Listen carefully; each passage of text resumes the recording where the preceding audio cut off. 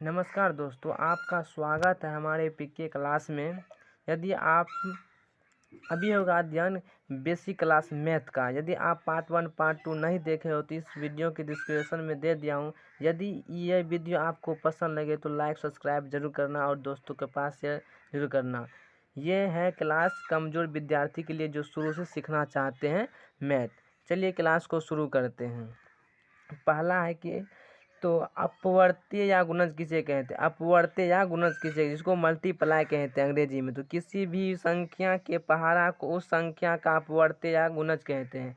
किसी भी संख्या के पहाड़ा को उस संख्या का अपवर्त्य या गुणज कहते हैं। जैसे में 2 का गुणज 3 का गुणज, तो 2 का गुणज क्या होगा? 2 4 6 8 10, 5 सिर्फ 5 तक लिखना है, सिर्फ 5 तक लिखना है।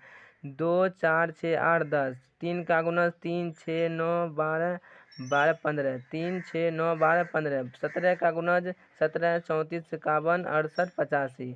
21 का गुणज पूछेगा तो 21 का गुणज पूछेगा तो 21 42 63 84 105। 25 का जब गुणज पूछेगा आपसे कोई तो 25 50 75 100 125। तो समझ में कि 25 का गुणज, जैसे 2 का गुणज को क्या कहते हैं? किसी भी संख्या के पहाड़ा में किसी भी संख्या के पहाड़ा में उस संख्या का पहाड़ा को उस संख्या का प्रत्यय या गुणज कहते हैं।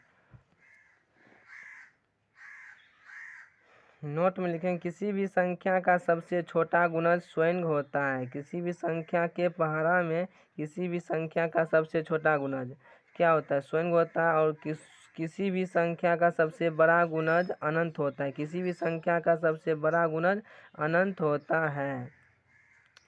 अपवर्तक या गुणनखंड किसे कहते हैं? अपवर्तक या गुणनखंड, दी गई संख्या जिन जिन संख्या से विभाजित हो जाए वही दी गई संख्या का अपवर्तक या गुणनखंड कहलाता है। जैसे हम समझिए 12 का गुणनखंड, 12 का गुणनखंड क्या क्या होगा? तो 1 2 3 4 12, 1 2 3 4 12। तो यही गुणनखंड, जिसका गुणनखंड जिन जिन संख्या से विभाजित हो जाए, जिन जिन संख्या से विभाजित 12 हो जाए वही दी गई संख्या का अपवर्तक या गुणनखंड कहलाता है।